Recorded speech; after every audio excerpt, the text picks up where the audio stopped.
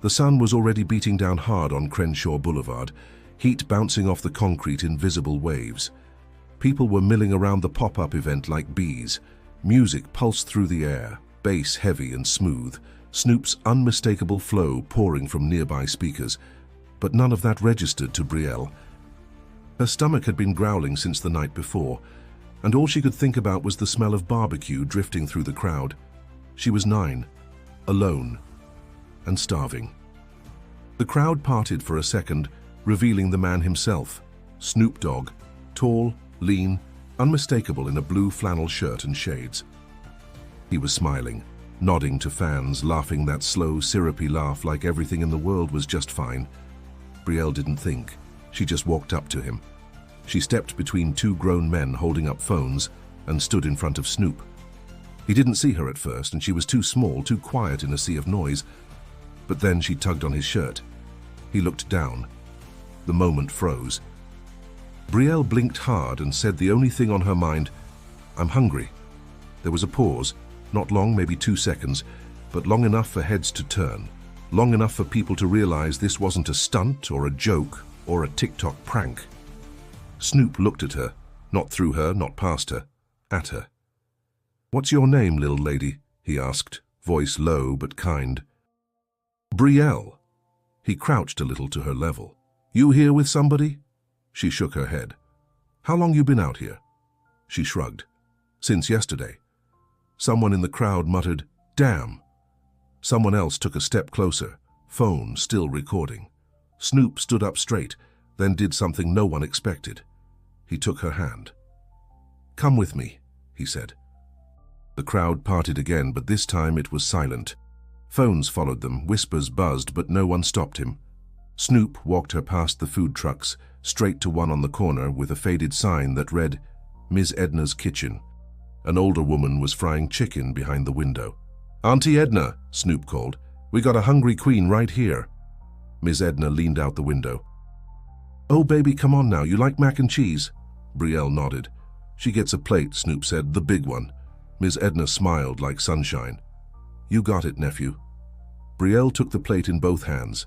It was heavy, warm, real.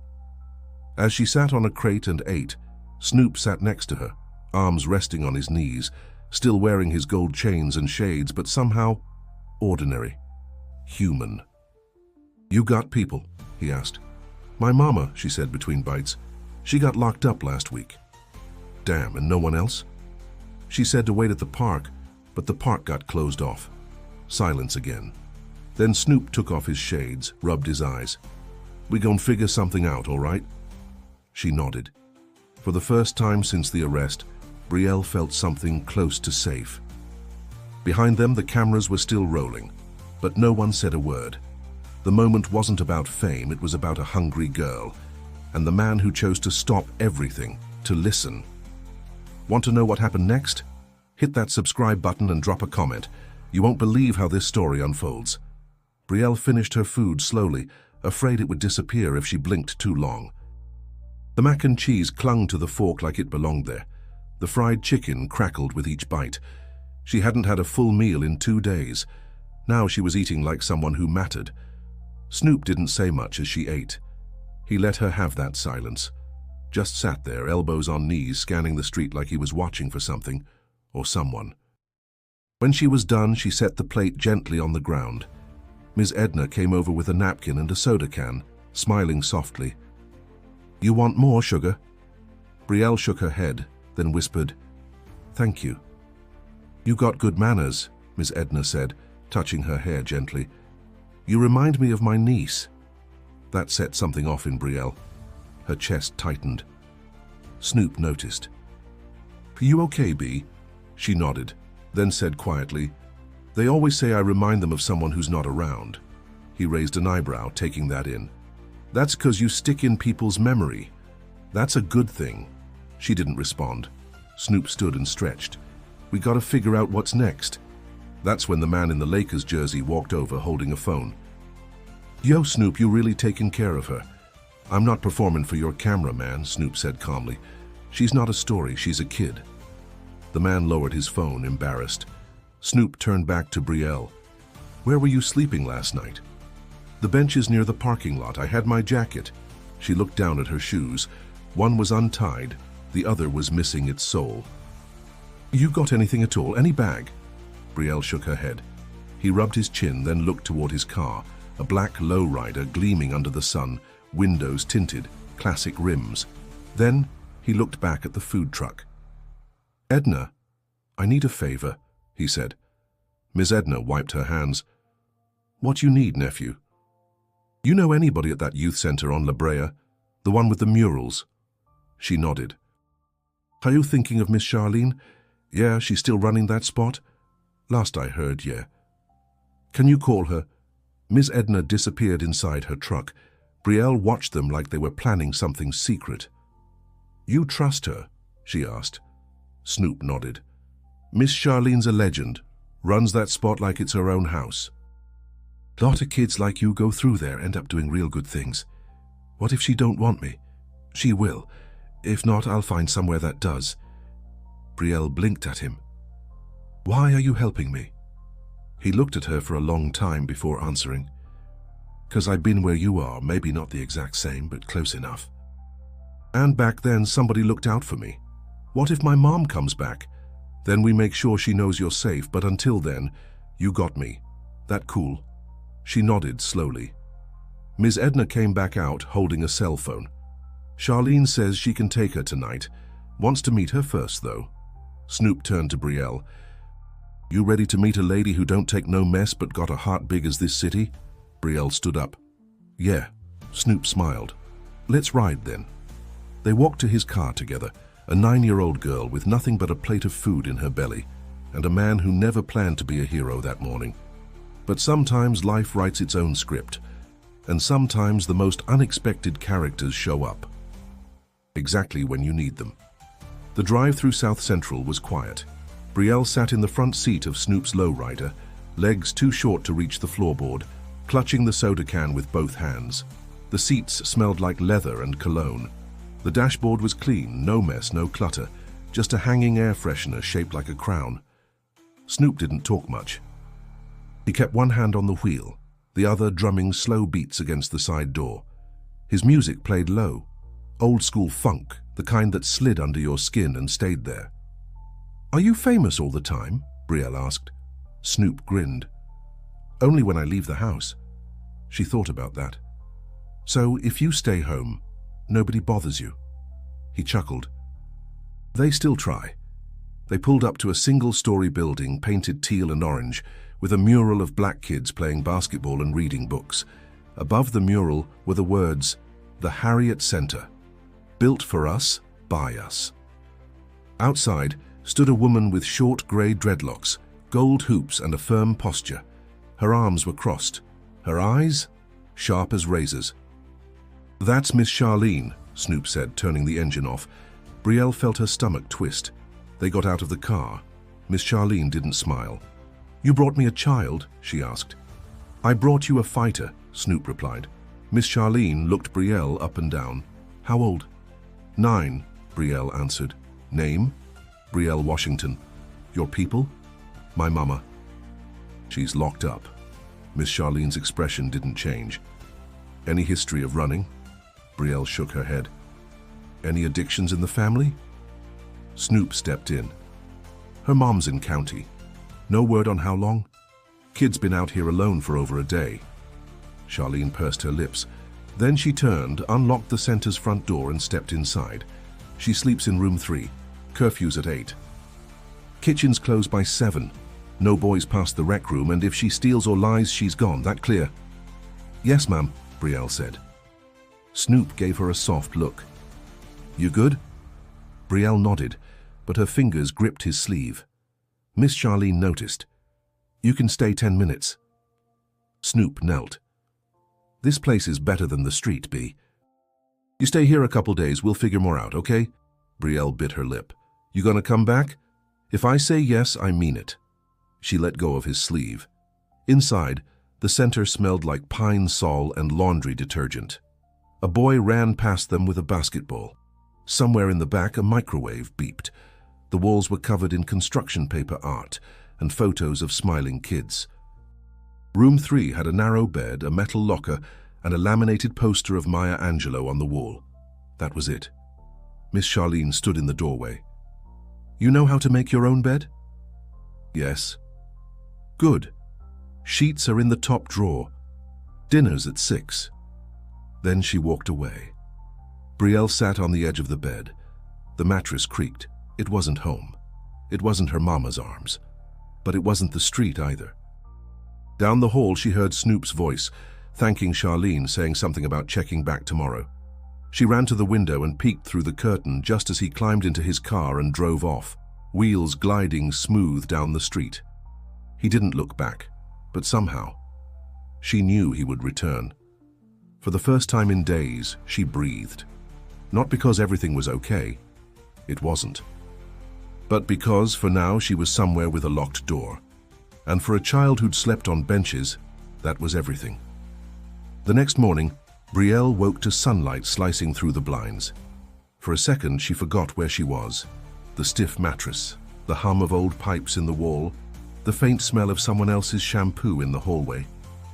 Then it came back. The food truck, Snoop, Miss Charlene's sharp eyes. She sat up slowly. Her shoes were still beside the bed, one laced, one broken. But they were hers. In the cafeteria, a woman in a hairnet handed her a tray with scrambled eggs, toast, and an apple. Brielle said thank you without thinking. Nobody replied. It wasn't rude, just routine. Everyone had their own story. She sat alone. Across the room, a group of older girls whispered. One of them, with box braids and chipped red polish, pointed at Brielle and smirked. Brielle lowered her head. "You're the Snoop Dogg girl, huh?" the girl called out. Brielle didn't answer. "I saw you on TikTok, looking hungry like a stray cat." The girls laughed. Brielle pushed her tray forward and stood up. "Don't waste the food," the cafeteria lady warned. But she'd already left. Outside, the sun was gentler than the day before. She walked to the chain-link fence at the edge of the playground and stared out at the neighborhood. Dogs barked in the distance. A siren wailed, then faded. A bus hissed to a stop somewhere down the block. She didn't cry. She hadn't cried since the arrest. Not when they cuffed her mother outside the corner store. Not when the cop told her to sit tight and never came back. Not when night swallowed her whole outside that park. But now it wanted to come. "Yo, B." She turned. Snoop was leaning on the fence like he'd been there the whole time. No cameras, no entourage, just him, a plain black hoodie, and tired eyes. "So I thought you had stuff to do," she said. "I do, but I said I'd check on you, didn't I?" She shrugged, eyes stinging. He reached into his hoodie pocket and pulled out a small blue notebook. "It's blank. Figured you might want to write stuff. Draw. Whatever." She took it with both hands. The paper felt soft, almost expensive. "You ain't leftovers, B," he said. She blinked. "What? You ain't nobody's throwaway. I don't care what them girls in there said. You belong to this world just as much as anybody." Brielle looked at the notebook, then back at him. "How do you know I'm not gonna mess up?" "Messing up's part of the deal.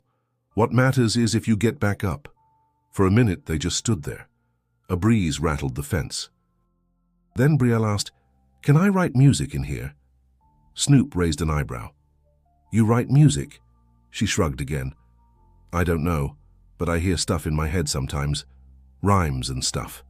He smiled wide. "Then yeah, that's exactly what it's for." Miss Charlene's voice rang out from the porch. "Breakfast clean up in 5, Brielle sighed. "I gotta go." "You'll be all right?" She nodded. "Yeah." As she walked away, she heard Snoop call after her. "Hey, B!" She turned. "I want to hear something next time. Bring me your best line." She gave him a crooked, almost shy smile. "Okay." Then she slipped back into the center. The girls might still whisper. The bed might still creak, but she had a notebook now, and maybe, just maybe, a first line. 3 weeks passed. Brielle stayed at the Harriet Center, learned the rhythm of things. Wake up, chores, school, group meetings, lights out. Miss Charlene didn't give hugs, but she gave structure. Brielle didn't need hugs yet. Structure was enough. She started writing in the notebook. At first just words, then phrases, then rhymes. One night she showed it to Miss Charlene. The older woman adjusted her glasses and read silently, mouth barely moving. "This line here," she said, tapping the page, "that's real pain, but it's shaped like power. You feel that?" Brielle nodded. "Good. Don't lose that voice. It's yours." On the last Friday of the month, the center held open mic night. Miss Charlene called it Word on the Block. Kids could read poems, rap, sing, or just talk. No judgment, just honesty. Brielle signed her name on the list. Her hands shook when she wrote it. When her name was called, she walked up to the mic like she'd seen people do on YouTube. She adjusted it to her height, opened her notebook, and took a breath. The lights were soft, the chairs were full. She didn't see Snoop in the crowd. He'd been busy lately, but she knew he'd meant it when he said he'd hear her someday. So she started. "I waited at the park until the stars came out, stomach empty like a busted dream. People pass by like I'm background noise, but I was screaming even if I didn't make a sound. I ain't trash, I ain't extra. I ain't the girl you scroll past. I'm the hook you remember, the verse you never skip. I'm Brielle Washington, and I got something to say." There was silence when she finished. Then, applause. Loud, real. The kind that hits your chest. Miss Charlene stood and clapped the longest. After the show, while kids buzzed around her with compliments and high fives, someone touched her shoulder. She turned. Snoop stood there, grinning. "You came?" she asked, shocked. "I said I'd hear you someday," he said. "Didn't say when." "You heard it?" "Every word." She looked down. "You think it was good?" He tilted his head. "I think it was true. That's better than good." She smiled, a real one, wide and bright. "I got more. I believe it." He reached into his pocket, pulled out a new notebook, this one leather-bound with gold edges. "Time for volume 2, he said. She took it slowly, like it might disappear. "Thank you." "Nah," he said. "Thank you." They didn't hug. They didn't need to. But there was something solid in the air between them. Respect, recognition, maybe even love. As he walked away, Brielle looked down at the new notebook. Her fingers traced the edges.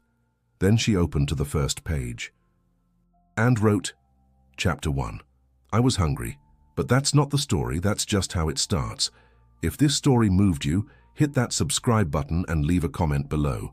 The next video on screen, it was picked just for you, and you're gonna love it."